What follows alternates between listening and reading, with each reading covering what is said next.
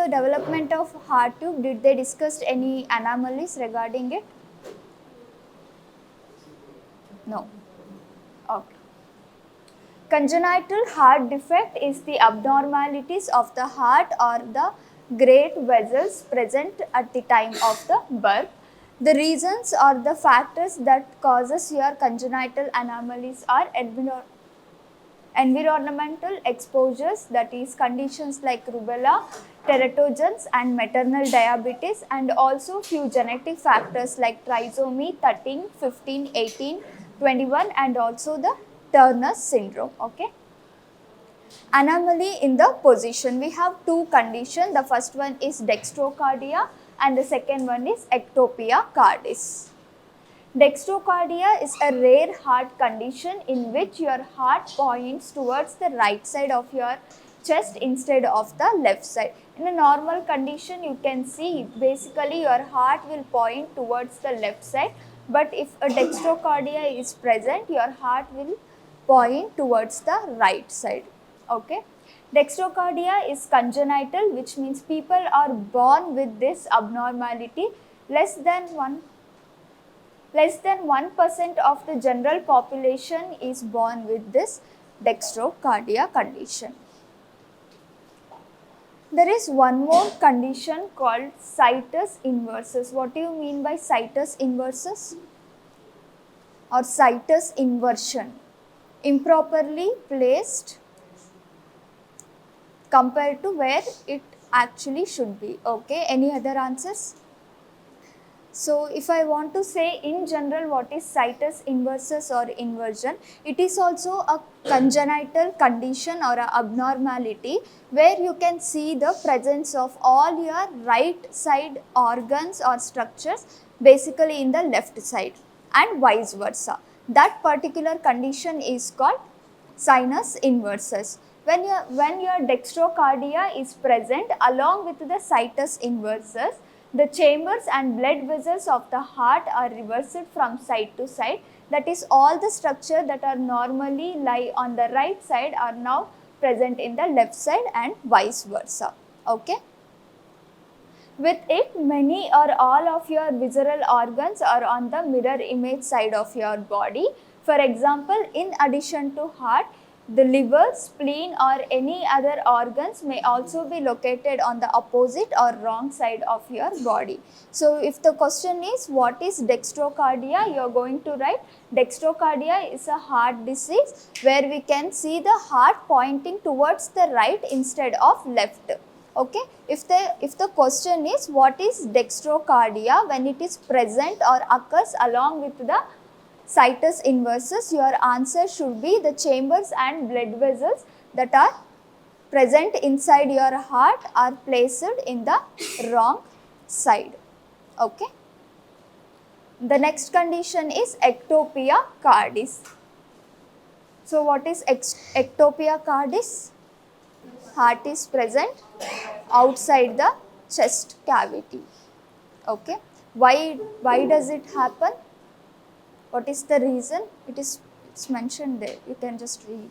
Due to the abnormal development in the chest wall. Okay. So, ectopia cardis is a condition where your heart lies exposed or outside the chest cavity and can be seen from the outside due to the defective development of the chest wall, where your chest wall fails to fuse properly during the fetal development. Okay.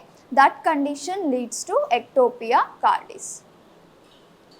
Next, defective formation of the septum. How many septums are present in our heart? 2 septums. What are those?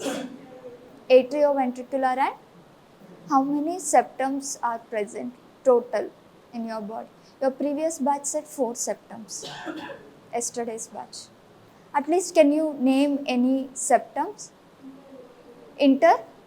Okay. Do you know the defect of any septum? Blue baby syndrome. Okay. How does it cause? Okay. Fine. Right.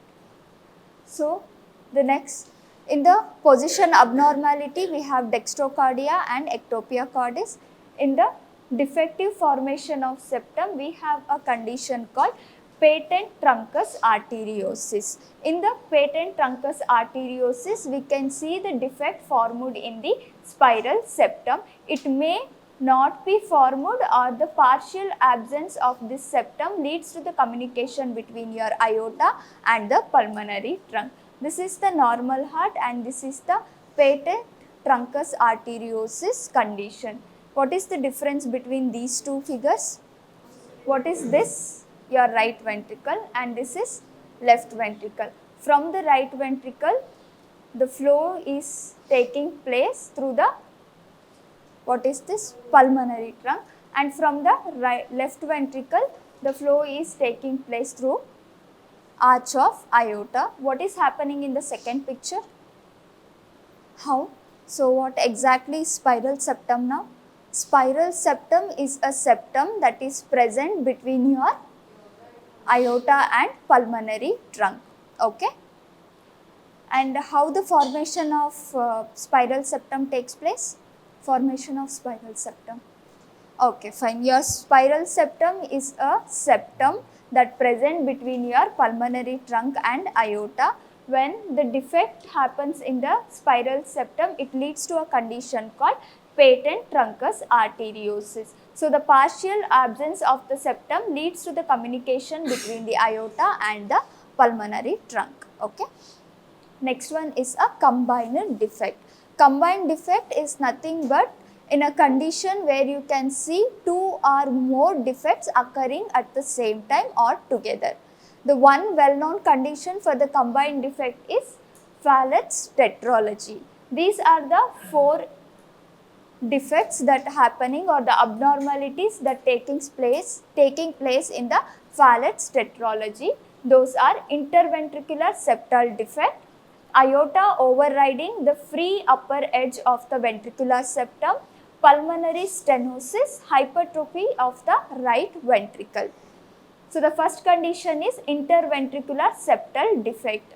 The name itself is telling there is an absence or partially defected septum. Which septum? Interventricular septum. Here you can see this is your ventricle, this is your right ventricle, this is your left ventricle. They both are separated, but in the second picture here you can see this is your ventricular septal defect. Okay.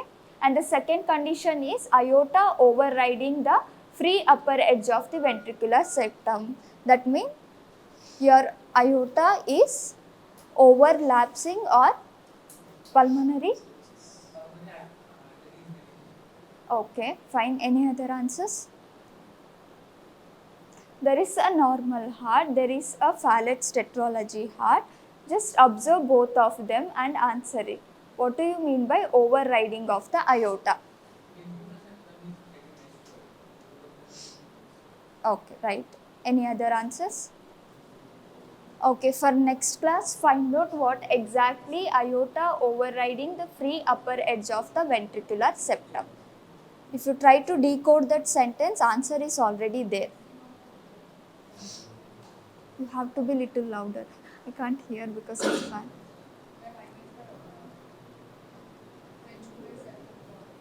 Ventricular septum is? Okay, so you are telling the aorta is overriding the ventricular septum. Okay, any other answers?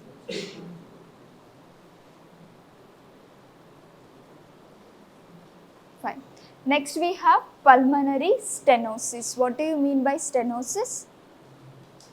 Stenosis stands for constriction. That means decrease in the diameter of that structure if it is in a tubular manner. Okay.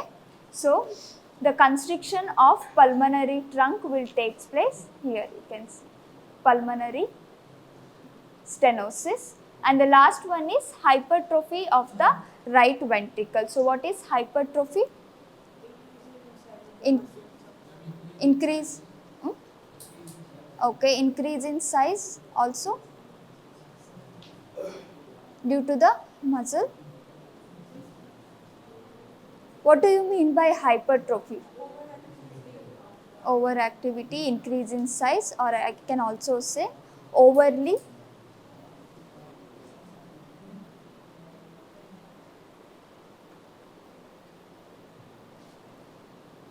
Okay, let's stick on to the word increase in size. Okay, hypertrophy of the right ventricle means increase in the size of your right ventricle. All these 4 defects, if it is happening together, that we call it as Fallott's tetralogy, that comes under your combined defects. Okay, anomalies of the pharyngeal arches, don't talk. We have seen that the development of the normal arterial pattern is dependent upon the disappearance of some parts of the pharyngeal arch arteries. So, while reading the pharyngeal arch arteries, we have seen the first, second and the fifth pharyngeal arches will disappear, only the third, fourth and sixth will remain. So, in this case, during the development, if the anomaly happens, that means there might be a presence of first, second and third sometime, and there might be the disappearance of third, fourth and sixth one. Okay. So, occasionally this process is disturbed in the manner some parts that normally disappear may persist and some parts that normally persist may disappear. Okay. As a result, several anomalies may be produced. Some of these are as follows: double aortic arch. So, which pharyngeal arch will give rise to your aortic arch or arch of aorta? Fourth one, which side? Right side or left side? Left side. So, double aortic arch, that means we can see aortic arch development on both the sides. This kind of development leads to the compression of your trachea and esophagus. The next condition is right aortic arch. Usually we see the development of aortic arch on the left side. Instead of that, we can see the development on the right side. Okay. And the next condition is the ductus arteriosus, which is normally occluded soon after the birth may remain patent. This is ductus arteriosus. After the birth or at the time of birth, this will usually disappear, but in this case it might remain, and that condition is called patent ductus arteriosus. Okay. So, in the abnormality of heart, we have studied under 3 important heading. The first one is abnormality or anomaly in the position. We have dextrocardia and ectopia cardis. What is dextrocardia? Right side instead of left side. What is the one more additional point there? If your dextrocardia is present along with the situs inversus, what is going to happen? Okay, not all the organs. In the heart, your chambers and blood vessels are going to present on the wrong side. If you want to say all the organs, that is general situs inversus condition. Okay, that is another congenital anomaly. And regarding the defect in septum, we have seen which condition? Spiral septum, absence of spiral septum, that leads to the communication between your aorta and pulmonary trunk. And the last one is combined defects in the heart anomaly. What is combined defect? Okay, 2 or more congenital anomaly, when it occurs together, it is called combined defect. One well-known condition is Fallott's tetralogy. What is going to happen in Fallott's tetralogy? Interventricular septum defect followed by overriding of the aorta and pulmonary stenosis followed by hypertrophy of your right ventricle. Okay. And in aortic arches, we have double aortic arch formation, right aortic arch formation, and one more condition called patent ductus arteriosus. Is it clear for everyone? Any doubts in this? Okay. Next we have Next we have the development of inferior vena cava. At what week the development of heart tube starts? Development of heart tube starts from which week?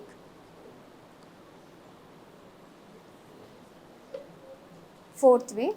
Okay, and it ends by sixth week. What about the artery system or your aortic arches? It starts from fourth week and ends by seventh week. Okay. What about the venous system then? When we can see the development of venous system in the embryo? Which week? Okay. Development of inferior vena cava, it is the largest vein of the body and it developed from 6 different components. I have listed the 6 different components. Before looking into it, we'll go for the next slide. Any idea how your inferior vena cava will develop? What are the parts of inferior vena cava? Gross anatomy of heart is finished, right? Finished? So what are the parts of your inferior vena cava? Or what are the segments we can see in the inferior vena cava? How many parts are there in superior vena cava? To know the development of inferior vena cava, we are going to start from the sinus venosus, okay? So what is sinus venosus?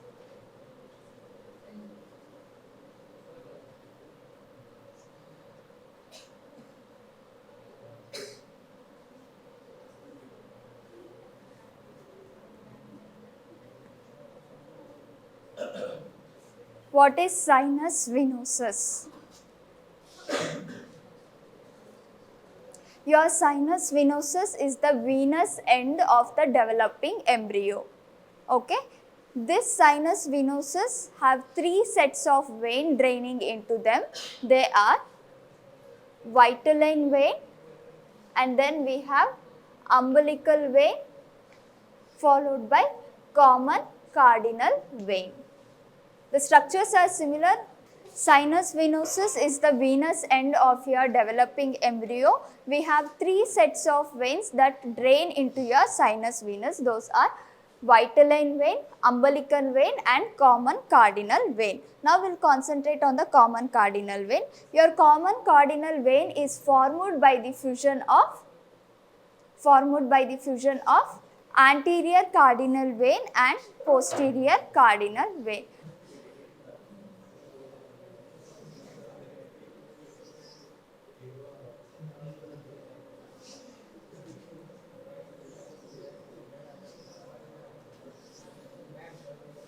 Okay, listen everyone. We have sinus venosus. To the sinus venosus, there are 3 sets of veins are draining: umbilical vein, vitelline vein and common cardinal vein. Your common cardinal vein is formed by the fusion of anterior cardinal vein. This is anterior cardinal vein and this is posterior cardinal vein. Okay, is it clear? Your common cardinal vein is formed by the fusion of anterior cardinal vein and posterior cardinal vein. Your posterior cardinal vein is formed along with the development of mesonephrons. Okay. Posterior cardinal vein is formed along with the development of mesonephron. So once your mesonephron starts disappearing or degenerating, along with it your posterior cardinal vein will also degenerate. So most part of the posterior cardinal vein will degenerate, only few parts will remain and the remaining part we name it as remnants. You all know that already. So the remnant of your posterior cardinal vein gives us root of azygous vein,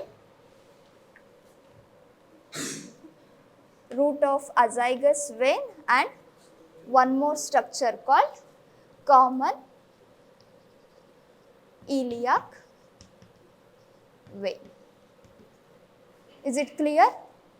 Your posterior cardinal vein forms along with the development of your mesonephrons. So once the mesonephrons start disappearing or degenerating, your posterior cardinal vein will also degenerate. Only few parts will remain, and that we call it as remnants. Those remnants of your posterior cardinal vein gives us two important structure. One is root of azygous vein and the another one is common iliac vein. Okay. Whatever the veins which are developing or forming here should anastomose in this structure itself. Okay, so now the common iliac vein is formed, it has to anastomose in the same structure. Here itself it will get anastomosed. Okay, and this is called iliac anastomosis. Okay, this is called iliac anastomosis. So now your posterior cardinal vein is not there, it already degenerated or disappeared. Once your posterior cardinal vein degenerate, the other two sets of veins will start appearing parallel to your posterior cardinal vein, and those two sets will do the same job as your posterior cardinal vein. Those two sets are subcardinal vein and supracardinal vein. The first one to appear is the subcardinal vein. So now here your subcardinal vein on both the side it will appear. The same, you can go out. This is the third time I am seeing you. This is not funny at all. And you also. So the first set of veins to appear is subcardinal vein. It will appear on both the sides. Once your subcardinal vein appears, let me show like this. These veins should also get anastomose in this region only. So the subcardinal vein will anastomose in the middle here. Okay. Now this is called subcardinal anastomosis. Is it clear for everyone? Once your posterior cardinal vein disappear, the other two sets of vein will start appearing. The first one to appear is subcardinal vein. It will appear on both the sides parallel to your posterior cardinal vein, and it do the same job as your posterior cardinal vein. And the appeared vein should get anastomose in this region only. Here your subcardinal veins are getting anastomose in the middle part. That we name it as subcardinal anastomosis. Is it clear everyone? Any doubts? Any doubts? Okay.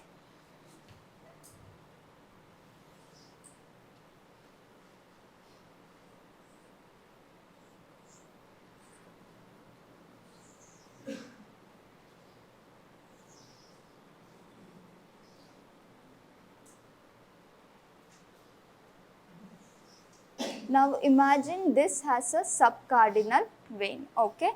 So once the subcardinal vein appears and the anastomosis takes place, the supracardinal vein will start appearing. So here we have supracardinal vein. This is your supracardinal vein.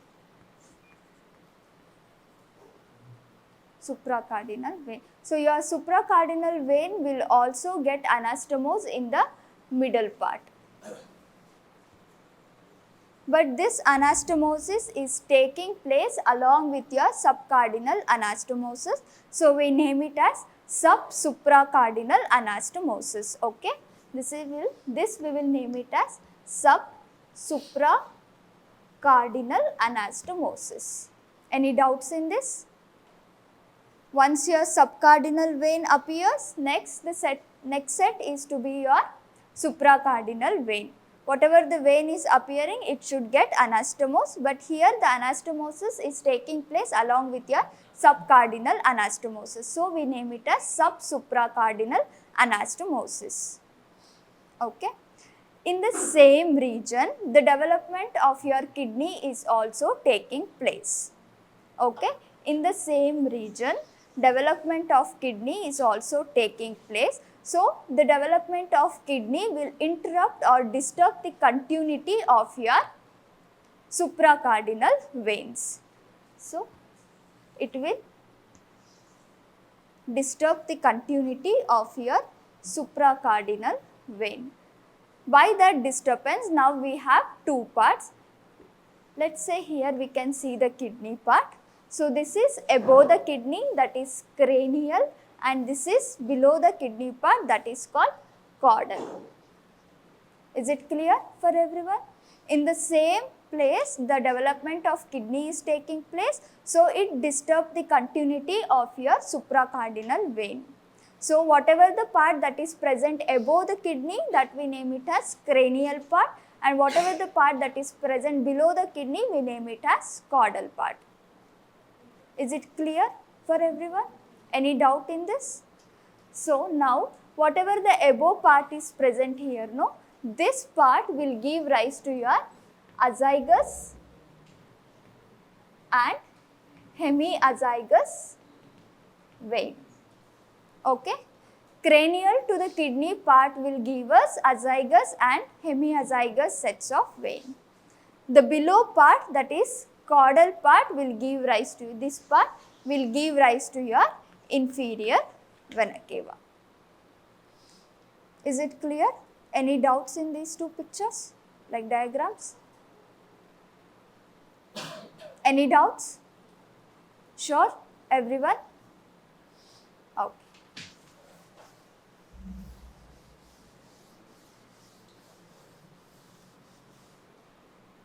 Whatever I have discussed now, that's the figure A, B and C. Okay. You can compare the structures whatever I have discussed until now. Take 2 minutes.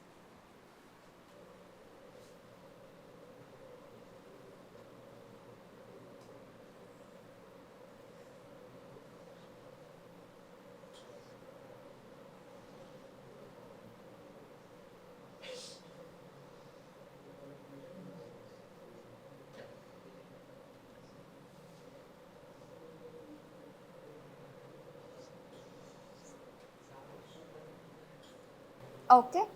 Next, as I already mentioned, the part which is present below your kidney is giving rise to your inferior vena cava, and your inferior vena cava have total 4 segments. The very first segment is hepatic segment, and the second one is pre-renal segment. This is renal segment, and this is post-renal segment. These are the 4 segments we see in your inferior vena cava. Starting we have hepatic, followed by pre-renal, renal and post-renal parts or segments. Now the question is, which veins or which structure from that figure is giving rise to these segments? Okay. Your hepatic segment is basically developed from the right vitelline vein, this one,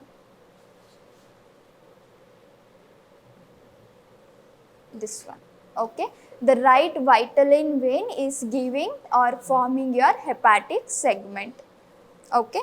Next one, pre-renal segment, it is formed by the right subcardinal vein, okay. And your post-renal segment is formed by the right supracardinal vein. What about the renal segment? What about the renal segment? Your renal segment is formed by the supracardinal anastomosis. Okay. In the developed or in the IVC, we have 4 segments: hepatic, renal, pre-renal and post-renal. Hepatic segment is developed from the right vitelline vein plus the hepatic sinusoids in your liver, okay. And pre-renal segment is developed from the right subcardinal vein. Renal segment is developed from the subsupracardinal anastomosis, and the post-renal segment is formed by the right supracardinal vein. Is it that much boring, my class? Is it boring? You are sleeping. Go wash your face and come. And this part what you are seeing here is the common iliac vein. Okay, this is your common iliac vein. Any doubts in this? Any doubts in this? No doubts? Sure, everyone?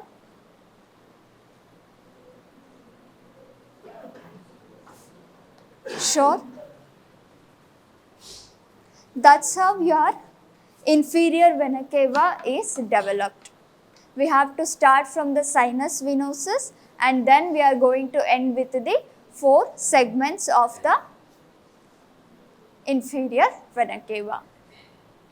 See, from caudal to cranial, these are the components that give rise to your inferior vena cava. Right posterior cardinal vein, caudal part of the right supracardinal vein, right supracardinal subcardinal anastomosis and right subcardinal vein between the supracardinal subcardinal anastomosis and anastomotic channel connecting the right subcardinal vein with the right hepatocardic channel. And the last 2 are anastomosing channel that connects the right subcardinal vein to the right hepatocardic channel and the right hepatocardic channel forms terminal segments. Okay. This is your textbook picture. It's bit difficult. I felt like this is bit difficult to explain, so I have drawn the diagram and explained. You can follow whichever is easy and convenient for you people. Okay. So here this is the hepatic segment, pre-renal, renal and this is post-renal segment. Also your hepatic segment gives us hepatic vein, pre-renal segment gives root of the renal vein, right and left suprarenal vein and gonadal vein. Renal segment give rise to right and left renal vein. Post-renal segment does not give us any veins or any tributaries. Okay.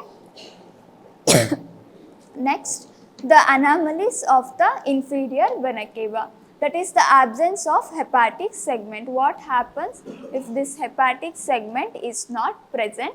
If the hepatic segment is absent or not present, your hepatic veins from the liver start draining directly into the atrium. The remaining part of IVC joins the azygous and hemiazygous veins. Okay. This is only the below the kidney part what I have mentioned. So, above the kidney we have azygous and hemiazygous vein. So, if the hepatic segment is not present, the remaining part will directly connect to your azygous and hemiazygous vein and the hepatic veins from the liver will directly drain into the atrium. Double IVC, it is your assignment question. What is double IVC? Development of superior vena cava. Any idea about the development? Here if you see this diagram what I have written, most of your or all the parts of your IVC is basically determined or modified from the right parts only. I haven't mentioned any left part. So what is going to happen for the left part? What is going to happen for the left part? I have mentioned right vitelline, right subcardinal and right supracardinal. So basically all the structures of your IVC is forming from the right part of the structure. This is right and this is left. Why? What is the reason? And what is going to happen for the left part? Where you can see the IVC, your inferior vena cava, which side? On the right side, right? What is the reason? Because it is draining into your right atrium, so it is basically present on the right side. Also all its parts are derived from the right part. So basically your left is going to be degenerate or disappears in the development process. Okay. Same applies for the superior vena cava also. In the superior vena cava we have 2 parts, external part and internal part. So the external, only 2 structures are involved. right common cardinal vein and right anterior cardinal vein for the development of your superior vena cava. External part is developed from the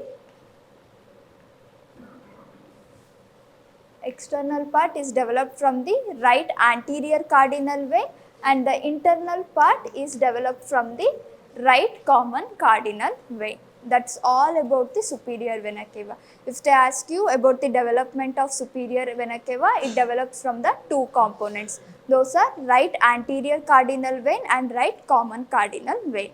But in the inferior vena cava, we can see 6 components involvement. Okay.